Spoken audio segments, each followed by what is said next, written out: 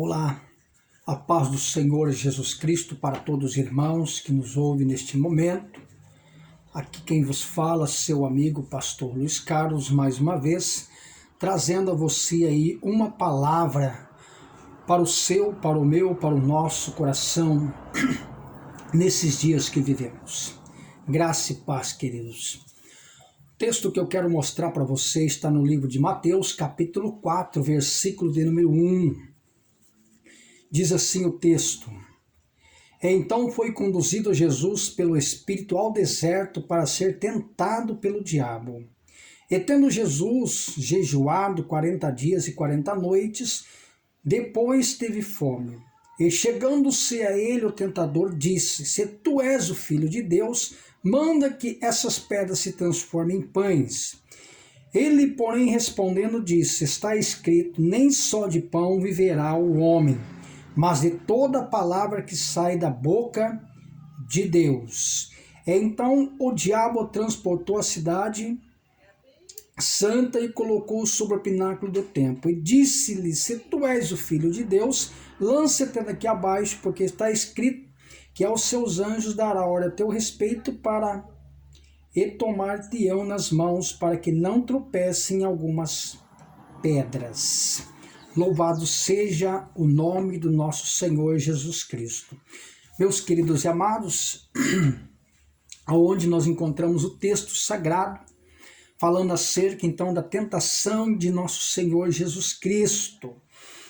E nós vemos então ali uma importância muito grande, que quando ele estava em jejum, orando ao Pai Celestial, para que viesse cumprir, então, a justiça da palavra de Deus, ficasse como base para nós um exemplo de Cristo.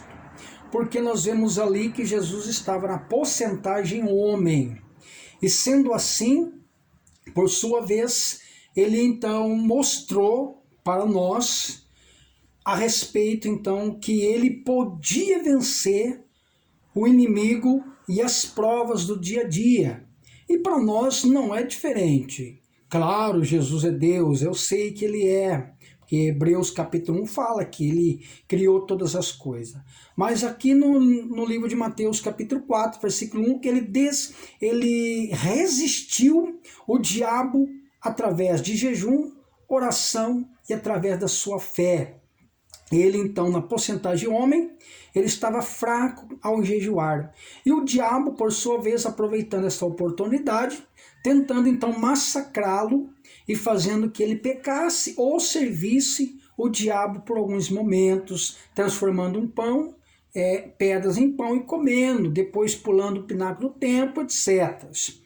E dentro desse texto que nós lemos, eu quero trazer para você rapidinho aí nosso tempo do YouTube, através do nosso canal Manancial de Vida.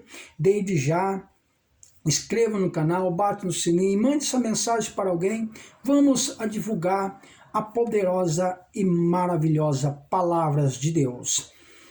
Dentro desse texto, eu trago para você pelo menos 7 passos na vitória na hora da tentação. 7 passos para a vitória na hora da tentação. Então nós vemos que quando o diabo se aproximou de Cristo, nós vemos então o primeiro passo aí para nós. Jesus, ele soube utilizar a palavra de Deus. Então Jesus usou a palavra de Deus que está no livro de Deuteronômio, acerca da palavra de Deus, para que o diabo, então, fosse resistido. Então, Jesus, conhecendo a palavra de Deus, ele utiliza a palavra do Senhor. E isso aí para nós, querido, também é um exemplo. Nós temos que saber utilizar a palavra de Deus na hora certa. Nos momentos mais complicados, mais precauços, devemos saber utilizar a palavra do Senhor. Não aquele negócio, qualquer coisinha a gente fala, o sangue de Jesus tem poder, o sangue, não, isso não. Nós devemos usar a palavra de Deus corretamente na hora e no momento certo. Nunca brincar com o sangue de Jesus. Qualquer brincadeira que nós fazemos, nós usamos a palavra, o sangue de Jesus tem poder, né?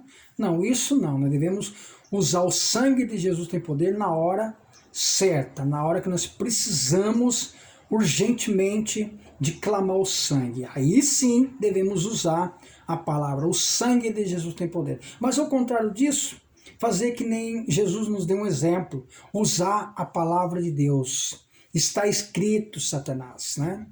Que nem que só o Senhor te adorará.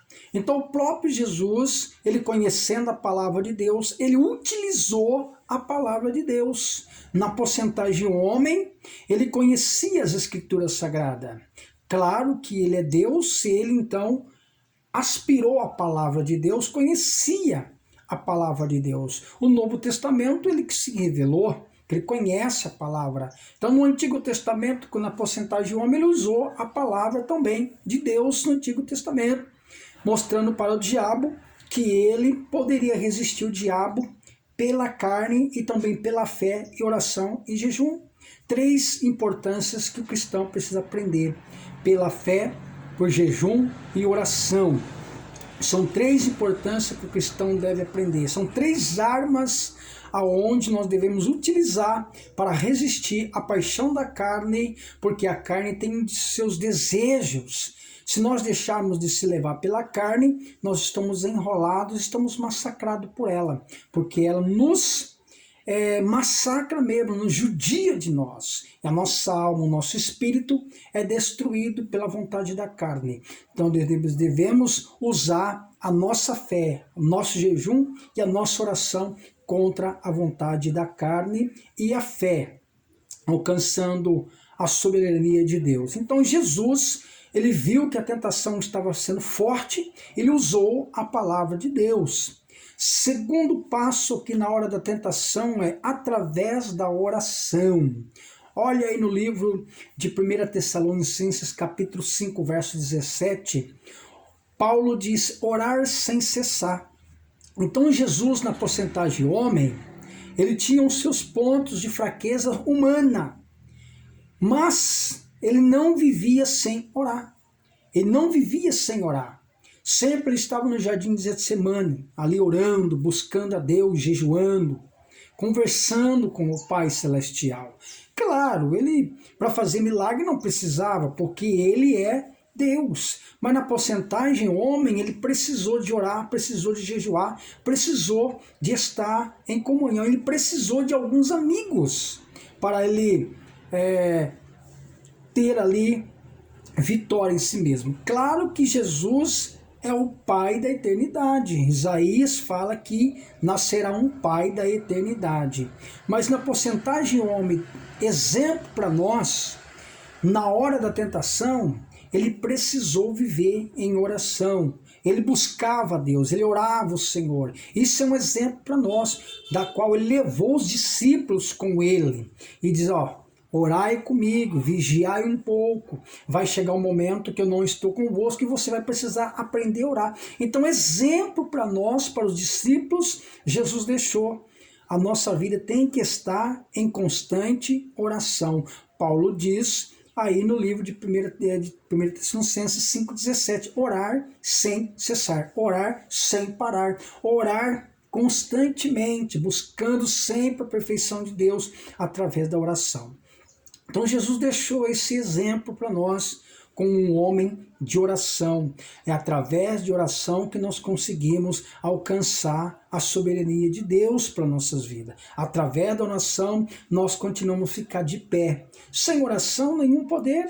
Então nós temos que orar, buscar o Senhor, se aperfeiçoar a nossa vida em oração.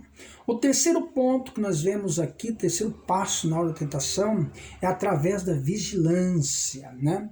Jesus nos manda vigiar no livro de Mateus, capítulo 26, o versículo 41. O que é vigiar? Vigiar vem da palavra observar, olhar, ficar atento, enxergar, observar os momentos, olhar para lá e para cá, esperar. Vigiar é esperar, Vigia é uma pessoa que está sempre pronto para respondê-lo ao seu Senhor. Vigia é uma pessoa que está sempre olhando, observando, sempre ali, pronto para ajudar alguém ou para auxiliar alguém. Então Jesus ele nos manda nós vigiarmos, para nós não entrarmos em tentação. Ou seja, antes de fazer alguma coisa, olhar e ver se isso é coerente à nossa vida. Olhar e ver se eu posso fazer ou não posso fazer algo assim. Antes de fazer alguma coisa, a vigilância é olhar e ver se é bom para nós, né? Então tome cuidado, Jesus manda nós vigiar. Ele mesmo em si vigiou. O quarto ponto da hora da tentação é através da disciplina pessoal, ou seja, cuidado com o perigo, cuidado com o mundo de adultério, tome cuidado, foge-se do pecado, foge da imoralidade, vive uma vida em comunhão com Deus, busca uma perfeição na sua vida, foge dos perigos, foge do pecado, foge da imoralidade, continue tendo assim lugar ao Espírito do Senhor, é Ele que nos guia, é Ele que nos dirige. Então o Senhor, Ele sempre fugia dos problemas, dos ataques, dos perigos, sempre fugia ali dos seus inimigos para não entrar em conflito. Ele era Deus, ele poderia entrar em conflito com qualquer um, porque ele é Deus. Ele é Deus, ele é o Criador, Jesus é o Criador, ele é o unigênito, né? Então, ele é Deus, o Criador, Hominex, né?